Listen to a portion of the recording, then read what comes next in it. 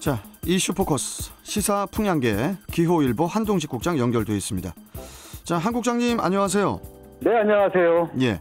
자, 최근에 인천 연평도의 유일한 우체국을 우편 취급국으로 전환하는 계획이 검토되고 있다는 사실 때문에 이 지역에서 논란이 일고 있다고 하는데요. 자, 이게 무슨 얘기입니까? 네, 그렇습니다. 인천 연평도 하면요, 모르시는 분이 없을 것입니다. 그렇죠. 인천에서 100km, 145km 떨어져 있는 섬인데요. 한때는 우리나라 제1의 조기 어장이었던 곳이기도 합니다. 하지만 서해 5도인 연평도는 이보다도 지난 2010년 북한의 무차별 포격 사건으로 많은 희생자가 발생한 곳을 기억하는 분들이 많을 것입니다. 네. 그런데 이번에는요, 북한과의 분쟁이 아니라 주민들의 생활과 밀접하게 관련된 우체국을 단순히 우편물만 취급하는 이 우편 취급국으로 전환하는 계획이 추진되면서 주민들이 크게 반발하고 있다고 합니다. 인천 우체국은 최근 연평 우체국 운영을 중단하고요.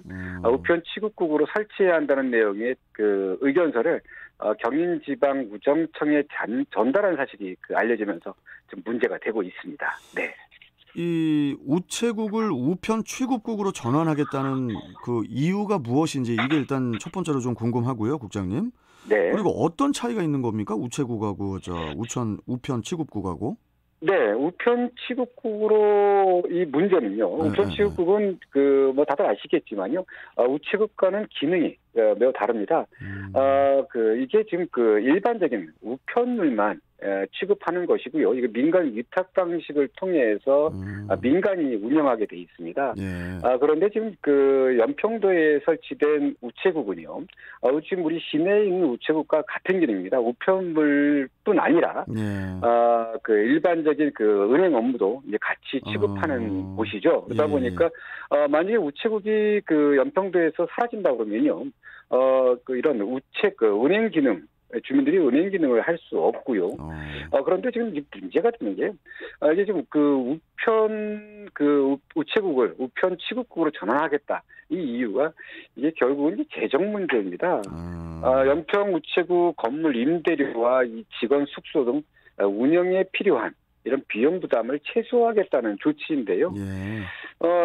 결국 이렇게 우편 취급국으로 전환하게 되면 이에 따른 이제 피해는 주민들이 고스란히 져야 하는데 이 요즘처럼 이 스마트 기기가 발달해서 우편물이라든가 은행 업무를 쉽게 할 수 있다면 좋은데 이 연평도는 그런 상황이 안 되기 때문에 지금 우려가 커지고 있습니다. 네. 주민분들이 이렇게 반발하는 이유가 단순히 우편물을 처리하는데 불편함 때문만은 아닐 것 같은데 이 부분도 좀 자세히 설명 좀 해주시죠.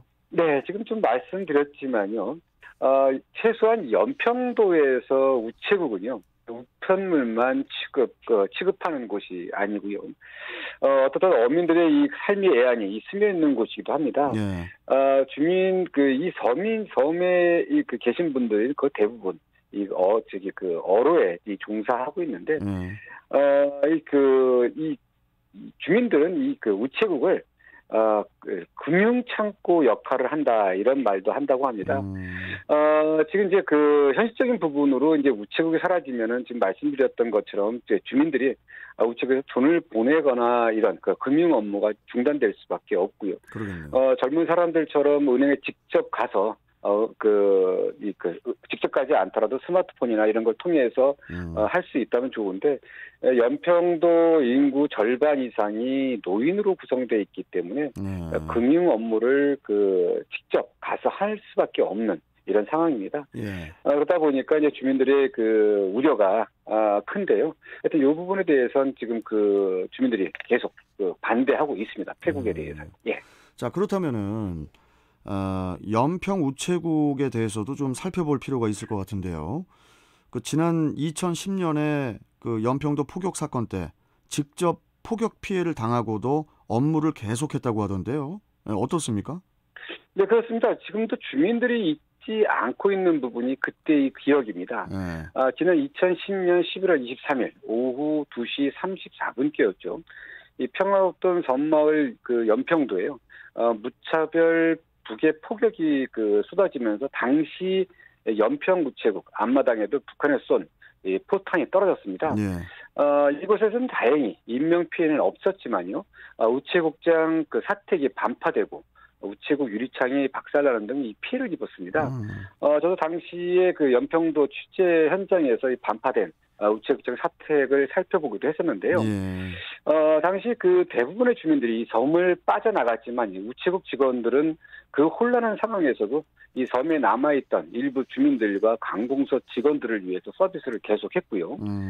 인천의 찜질방 등에서 필요한 생활을 하던 주민들을 위해서 연평 우체국 집배원 2명이 인천에 파견 나와서 피난민들에게 우편물을 직접 배달했다고도 합니다. 이렇게 주민들의 기억 속에 남는 연평 우체국은 뭐 단순한 이렇게 우체국이 아닐 겁니다. 그래서 이 부분은 이제 지난 1962년 이 별정 우체국으로 개국해서 운영하다가 2018년에야 일반 우체국으로 전환됐는데요.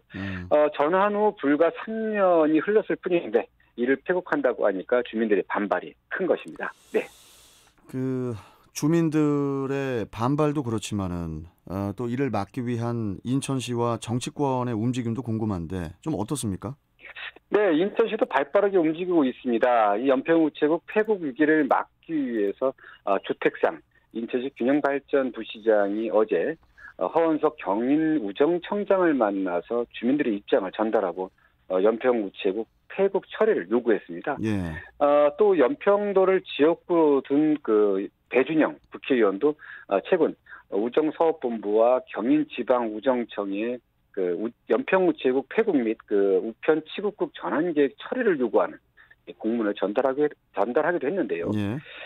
이 같은 지역 움직임에 대해 허원석 경인 우정청장은 어제 조택상 부시장과 만난 자리에서 연평우체국 폐국에 대해 다각도로 검토해서 주민들이 불편하지 않는 방향으로 결정하겠다 이렇게 말하면서 일단 긍정적인 답변을 내놨습니다. 이런 말이 있습니다. 지난 2010년 연평도 포격 사건 이후 정부에서 한 말이 있습니다. 이 서해 5도에 거주하는 것만으로도 애국이다 이렇게 했는데요. 그런데 주민들이 꼭 누려야 할 기본적인 서비스, 이 보편적인 서비스를 빼앗는 것에 대해서 지금 주민들이 납득하지 못하고 있는데요.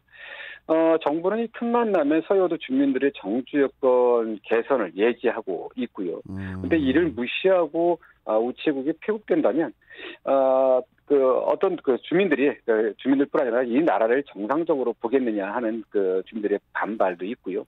어쨌든 합리적인 답이 나오기를 기대하겠습니다. 네. 알겠습니다. 서해 5도에 거주하는 것만으로도 애국이다 이렇게 그때 당시 정부에서 말은 해놓고 좀 서비스는 뒷전인 것 같은데 좀 신경을 좀 써줬으면 좋겠습니다. 자, 여기까지 말씀 듣도록 하죠. 고맙습니다, 국장님. 네, 감사합니다. 자, 이슈 포커스 키호일보 한동식 국장이었습니다.